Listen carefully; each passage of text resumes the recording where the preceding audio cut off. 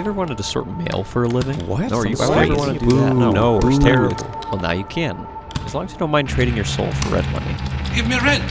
Welcome, gamers. My name is Joel Gaming, and today we're going to be taking a look at a new psychological, typing horror, dead letter department. In this video, we're going to cover what this game is all about, all endings and achievements, and my personal thoughts. While there are no jump scares, this video contains heavy spoilers, so viewer discretion is advised. So how did we get to sorting mail? Well, the game starts us out as someone who's seemingly run away from home and is writing a letter back to either their love, their mom or dad, or someone they don't fancy too much. But either way, we get the option of picking different dialogue choices that can either write a more optimistic letter or one that's more pessimistic as our character starts to figure things out. At the end of our letter, we get to write a name, and you know I had to write a fitting name for this adventure we're about to go on. Shortly after the sequence, we wake up in our apartment and learn of our task. We are hired as a data conversion operator to read mail that normally would get filtered out due to typos, poor handwriting, weird content, and our job is to fix any errors and make sure that the letters get where they need to. Sounds pretty simple enough. However, that's where you would be wrong, because we have to take these letters, ride a train in the middle of nowhere in this empty abandoned warehouse, and slowly but surely lose our minds as we go from typing very simple letters to trying to decipher eldritch text and not lose our minds. Over time, our character begins to lose their minds as they get exposed to all kinds of different mail that would normally get filtered out of the system. Some of the letters are like cute and innocent, like little kids writing to like their grandparents. Other ones are postcards updating maybe a friend or loved one about their travels, whereas other packages are a little more disturbing, where one appears to be some type of explosive device. Another one is the ramblings of someone trying to get in contact with someone that wants nothing to do with them. We kind of run the whole gamut. To add to the monotony of this chore, we continue to wake up in an apartment where day after day we find that our vision is getting distorted, we hear things, we're seeing things that aren't really there, and our character begins to become more and more cursed as they fulfill this role that they've signed up for. Now from here we can branch out into actually 6 different endings depending on what kind of route we want to go down, whether we want to indulge our character further in his madness or try to break him out of it. So this leads us to our first ending, where if we continue to write letters as we're instructed, our character starts to complain of having stiff hands and hearing things and moving very rigidly, where the more and more we go to the office, we begin to see things in the background. We see shadows go across our screen distorts briefly and haunts us as we're trying to complete our job. At a certain point, the power begins going out as we're doing our job, and on one night we just say, okay, well, time to go home. As it continues to happen, we get placed in these increasingly bizarre and terrifying scenarios where we're forced to walk toward a long hallway where at the end there's a bright red computer beckoning us, and we fall into a pit before waking up back at the office.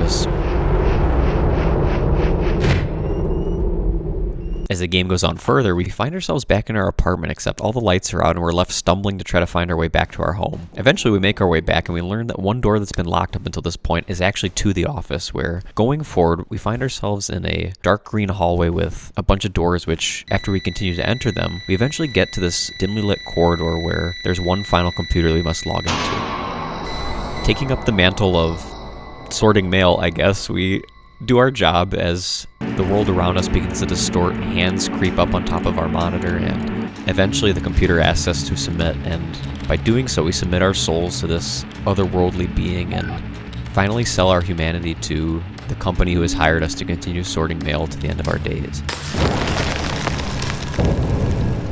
Now, as you might guess, this really doesn't happen to most mail sorters, but we'll get to it in a different ending, kind of some of the context of what happened here. Either way, with that, we get the first ending, possession. Alternatively, if we don't want to continue sorting mail for the rest of our lives and give up our souls to the forces that be, we can do something a little bit different. Alternatively, we can send all the mail to our house just for fun and reading people's letters and stuff not addressed to us, and understandably our bosses get pretty upset at that, and first they give us a slap on the wrist saying, okay, don't do that. But over time, if we keep doing it, it's only natural that we get fired from our job and in a rather boring way kind of escape our fate. I'm just a silly guy at times. Now normally throughout the game you're actually encouraged to send mail to your house in order to progress some of the game's mysteries and other puzzles, but not to the extent that we did, in which 20 plus packages and letters were sent to our residence that obviously alerted both officials and the company we worked for, and leads us to get the second ending, the fired ending. You are done. Fired.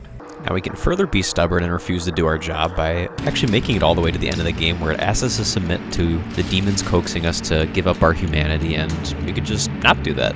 I said wrong! And they're sitting there awkward, we're sitting there awkward, just waiting for the timer to count down, but eventually it hits 0 and we're booted out of our computer and find ourselves trapped in a room that slowly begins distorting and increasing in red intensity before our game crashes. Upon restarting our game, we're brought with just a singular JPEG of red monitor outline that's turned off, and it's pretty eerie because there's not a whole lot of music going on. We're kind of just sitting with it, and eventually our game actually crashes where upon opening the game, again we're shown the same image before we actually get the text that pops up that says we've had the third ending, which is extinguished.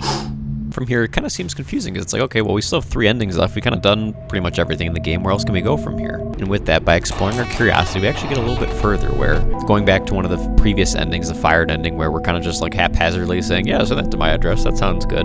One such package is actually a explosive device where we get the option of looking at it and say like, yeah, this kind of looks like a bomb. Should we open it? And our character says, yeah, I don't see why not. And we end up opening it in our apartment. Naturally gets leveled in the process, and we get the 4th ending, which is the bomb ending. Alright, I say,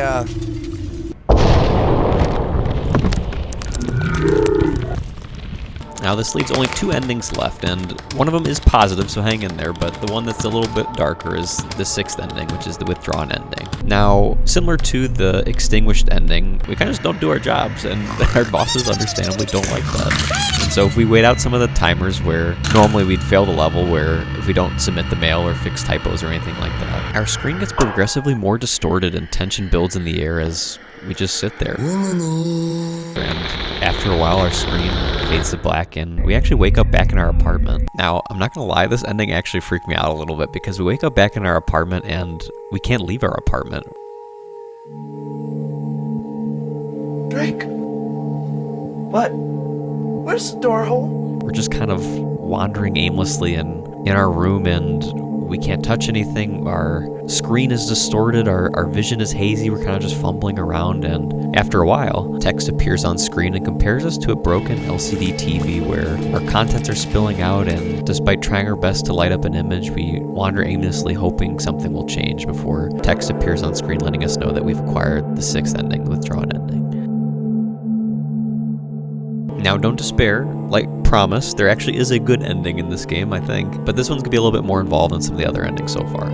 So in order to get the 5th ending, the Sunshine Ending, what we have to do is that throughout the course of a playthrough, we get mail that's addressed to Data Conversion Operator. Now, normally we can just type in that name and it'll, go into the void and we don't see that letter ever again, but alternatively what we can do is enter in our address in-game and have it be sent to us. Once we receive the letter in the mail, we learn that there's more going on than we originally thought, and that if we want to learn more, we actually have to take this envelope and, on our way to work, deposit it in one of the nearby doorways. The letter also includes a slip of paper that lets us know something about a client and a host attaching to one another and forming some kind of symbiotic relationship. I'm not really sure what to think so far. Fortunately, as the game goes on, we continue to get letters and opportunities like this to learn more information about what is happening, and we send them to our home where each letter tells us a little bit more about what's going on. The sinister context of this game is that by reading everyone's mail, we're actually taking in all this anguish and someone else is directly benefiting from it. The person behind the letters writes to let us know that we are kind of like the scapegoat for this company who's exploiting us for both financial gain and to rob us of our humanity. These curses and boons that we're taking upon ourselves are actually referenced earlier in the game, where during one of the possession endings, if we go to our apartment, we find the word Sin Eater written on the wall of our apartment. Apparently this actually references a real piece of folklore in which Sin Eaters would take on all the evil or maybe misdoings of other people and live in a remote, isolated part of the village where they would be shunned, but also at the same time taking everything from the village. This is actually referenced in one of the pieces of mail in the game where we get a postcard that looks like, pretty happy old person for, given what's going on, holding a spoon and bowl next to it, someone recently deceased, and the backside goes into a little bit of the function of a Sin Eater and symbolically references what we're doing in the game. Now, to prevent our untimely fate, the last letter we receive from this anonymous source actually attaches a USB with it and instructs us to put it into the computer next time we go to work. Once we go to work, we find that there's a slot that we can insert the USB into, and lo and behold, we can actually start deleting mail. So it's about time. I was sick of typing up all these addresses. I'd just click 2 buttons and send it off to the recycling. Now, understandably, there is a function beyond just being lazy and not wanting to type out the addresses anymore, and what it allows us to do is delete anything sinister in nature or would otherwise have us submit our souls to the evil forces at the end of the game. By being careful, not deleting any mail, either mailed to our address or referencing data conversion operators, we can bypass the end screen that normally would have us sell our souls, and instead we just straight up die, because the screen starts shaking violently and the demons start taking their paws and vibrating our monitor desperately before the game fades to white. Whoa, whoa, whoa, whoa, whoa, whoa, whoa, whoa, hey, hey, hey, hey, hey! We discover that we are spared death and wake up inside of our apartments, where our main character describes that they feel much lighter and can now see sun for the first time. The credits roll and we're able to write one last final letter before the game lets us know we've achieved the final ending, sunshine. Now at this point we probably have a good chunk of the achievements, but there are a few last ones that were a little bit trickier to get. For example, to get the hard worker achievement, we have to go to the normal sequence where we get placed inside the long red dark hallway and we're supposed to jump in the pit at the bottom of it. Instead, if you have a similar attention span to mine, alternatively you can go to the side of the pit and scale along the wall until you get to the other side of the computer and you can actually log into it. Why would we do this? I don't know, because the ending is the same regardless, but hey, we get another achievement now. Even more esoteric, in order to get the safe and sound achievement, what we have to do is throughout the game there will be one, and I follow up one finger right here, one singular envelope that says we need to send our body back to where it belongs. And to do that, we take our address and send this piece of mail to our apartment. By doing this, at the end of the sunshine ending, we actually get another cutscene where it pans down to a piece of mail delivered to our address and says that our soul has safely found its way home. The last 2 achievements that are a little trickier to get include the Scrapper achievement, where on the 4th day of our work journey, we have to look in our office at the floor and find the scrap of paper that reads, frankly, I really don't know what it's trying to say, but it seems to acknowledge how we're being kept in this room for 40 plus hours in order to isolate us on purpose and increase the strength of the curses and boons that we hold on to. To get the final achievement, we simply just have to do our jobs until the very end, where we have to reject the submit screen as normal to get the sunshine ending. Now, piecing this all together, I want to share some of my personal thoughts on the game and what I really enjoyed about this experience. I really enjoyed this game. I really wasn't sure what to expect. I bought it on a whim and I was like, okay, let's dive in and see what we get ourselves into, and I was pleasantly surprised. The atmospheric horror of this game and the tension that it builds as you continue to submit letters and things continue to go wrong really put me on the edge of my seat and had me kind of paranoid into what to expect and awaiting a jump scare or some kind of other crescendo that would make me jump out of my seat. The game is very well polished and I think delivers a gameplay experience that's unique from some other horror games that we've seen more recently. I imagine this game is pretty similar to Home Safety Hotline in terms of kind of being strapped to your monitor while crazy things are happening all around you, but I haven't played that game myself, so might be another one to check out. Now, with that said, this game is not without its imperfections. So, although the first playthrough is very solid and a really enjoyable experience, I found myself starting to slowly lose my mind the more I continued to do more playthroughs and trying to get the remaining achievement. Losing our minds! Losing our minds! Whether this because of the eldritch curses that were affecting my screen starting to bleed into reality and infecting my brain, I don't know, but I started to lose my mind. By the end of my playthroughs, I put about 15 hours into this game, and at a certain point I just started typing in whatever into the addresses because I was like, alright, whatever, I just want to get further into the endings. As a matter of fact, one of my favorite things to do with typing games is to see how you can test the limits, and so I continue to copy and paste the same message over and over until inevitably the game crashed, which is kind of fun to see.